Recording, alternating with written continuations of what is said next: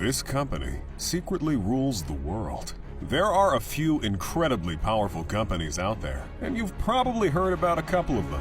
ABC, Apple, and Koch Industries, for example. But there's a small chance you've never heard of this one, BlackRock. This company was founded in 1988, and in just over 30 years, it's grown to become widely acclaimed as the company that effectively owns the world, managing assets worth approximately $10 trillion. So what even is BlackRock? And how did a risk management company become the largest asset holder in the world, controlling the funds of potentially millions of ordinary people? BlackRock Inc. is an American multinational investment management corporation based in New York City. It started off as a risk management and fixed income institutional asset manager, eventually growing so large that it operates globally, with 70 offices in 30 countries and clients in 100 countries. So what's the story here? BlackRock was founded in 1988 by Larry Fink, who would go on to be the chairman and CEO, along with a few other people like Robert Escobedo, Susan Wagner, Barbara Novick, Ben Golub, Hugh Frater, Ralph Schlosstein. They must have made some deal with the devil, because within months, this business had turned profitable, and by the next year, the group's assets had quadrupled to $2.7 billion. The firm originally adopted the name BlackRock in 1992. That same year, the business was managing $17 billion in assets, reaching $53 billion by '94. BlackRock's rise was meteoric, to say the least. Over the decades, BlackRock would grow both organically and by its many acquisitions. By 2004, BlackRock's acquisitions would raise its assets under management to an insane $325 billion. Nowhere near as ridiculous as it is today, but back then, it was already massive enough for the United States government to contract with BlackRock to help resolve the fallout of the financial meltdown of 2008. By 2009, BlackRock would be the #1 asset manager worldwide. BlackRock is larger than the largest bank in the world, the Industrial and Commercial Bank of China, and it's been described as a specter haunting Wall Street for several years now. Yet somehow, it still remains a mystery to most. But that hasn't stopped it from receiving a healthy amount of criticism. You can't grow as large as BlackRock without rubbing quite a few people the wrong way after all. They've received criticism for the environmental impact of their holdings. BlackRock is counted among the top 3 shareholders in pretty much every massive oil company out there, and it's among the top 10 shareholders in 7 of the 10 biggest coal producers. These would be pretty damning criticisms, but BlackRock attempts to rebuff these criticisms, even turning around and investing heavily in environmental protection and sustainability. That's right, even legitimate criticisms aren't enough to stifle the growth of this behemoth. And when I call it a behemoth, I mean it. BlackRock manages several $1 trillion worth of assets, juggling approximately 10% of all financial assets worldwide. But its reach goes much further than just buying and holding stocks and bonds. BlackRock advises central banks, financial ministries, big investors like state funds, pension funds, and insurance companies. They also tap into their wealth of funds to invest in firms around the world. There's pretty much nothing in the financial market that BlackRock is not somehow involved in. From their headquarters in Midtown Manhattan, BlackRock pulls strings all over the world. In addition to holding huge stakes in big U.S. banks, they control significant shares in corporations on pretty much every continent. Whether it's producing cars in Germany, mining for iron ore in South America, or gold mining in Africa, BlackRock does it all. So how exactly do they do it all? The financial sector is always changing. What might have worked out a few years ago certainly won't work today. This is something BlackRock is keenly aware of.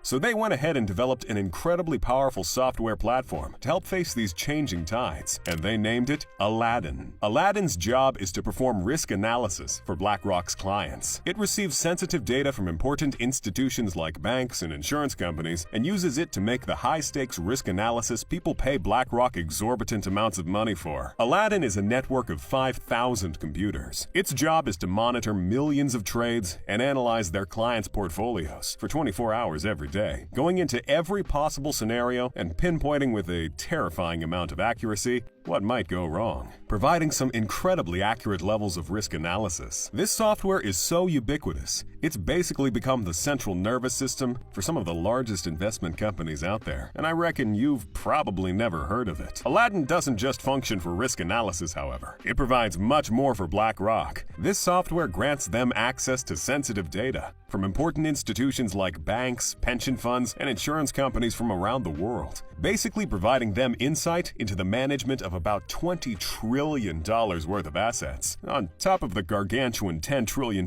in assets BlackRock already manages. With access to such wealth and information, BlackRock has placed itself in a rather cozy position in the global economy. It has shares and voting rights in many of the biggest European companies, in sectors such as energy, oil and gas, transportation, and food. You know, the kind of stuff society needs to continue functioning. Trust me, BlackRock's grip over society goes way deeper than you might think. It holds public debt in the form of bonds. It holds the pension funds for a vast amount of people, and it has political power too, routinely working as an advisor for entire governments. Central banks invite BlackRock to audit regular banks and advise them about management. When the institution that controls the entire financial apparatus of a whole country has you on speed dial, you're playing in a league of your own. The ironic twist here is that since BlackRock is so massive, they are often a major shareholder in these same banks the central banks want them to audit and advise. This means that during these meetings, BlackRock is literally sitting on both sides of the table, advising the government on managing banks they already own. And even if that wasn't the case, this just grants BlackRock further access to privileged and to highly sensitive information that'll serve to make them even richer. So who was the main man responsible for bringing this juggernaut into existence? And how rich must he be now? If you want to know who to thank and/or blame for the creation of BlackRock, that person would be billionaire Larry Fink. Fink has always been known as the guy who wanted more than he had, and as someone who knows the markets inside and out. A powerful combination, to say the least.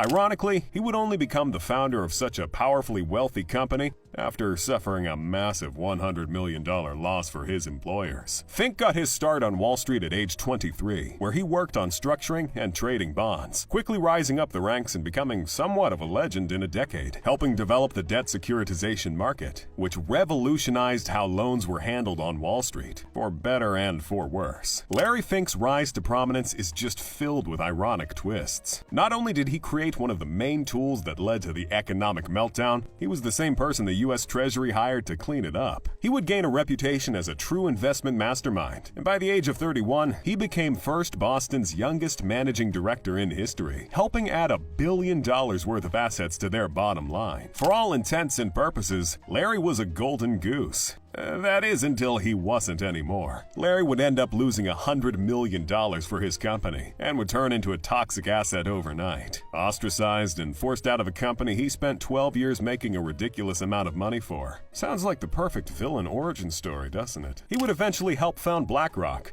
turn it into the giant it is today, not without a few hiccups along the way, of course. But one thing's for sure, Larry Fink certainly bounced back. He's worth over $1 billion. So on top of controlling several $1 trillion worth of assets and having a hand in the financial decision-making of the United States government, we still aren't done talking about how incredibly powerful BlackRock is. For one, they are a lot more involved in a few incredibly popular companies and projects than most people realize. BlackRock owns a substantial amount of shares in Apple, giving them access to Apple's massive market share in smartphones and tablets. They also hold stock in Microsoft, the other giant in the tech industry, proving to everyone that with enough money, you don't have to develop a single microchip to have sway over the tech industry. BlackRock also holds massive stock in pharmaceutical companies like Pfizer and Johnson & Johnson because they know exactly where to direct their investments. I mean, imagine not investing in things humans need to survive. And just like I mentioned earlier, some of BlackRock's largest holdings are in huge oil companies like ExxonMobil and Chevron. BlackRock has also invested in quite a few very important projects as well. It has expanded its presence in sustainable investing and environmental, social, and corporate governance. Basically, they've spent quite a lot of money trying to go green and to look really good while they do it. BlackRock has used its immense influence to draw attention to environmental and diversity issues through incredibly helpful and certainly very important means, actions, like sending letters to CEOs and investing in projects like the Carbon Disclosure Project. BlackRock has apparently been pushing the United States government to adopt rules requiring private companies to publicly disclose their climate impact, the diversity of their boards of directors, and other metrics, while simultaneously financially backing companies that aren't doing any of those things. Meaning, once again,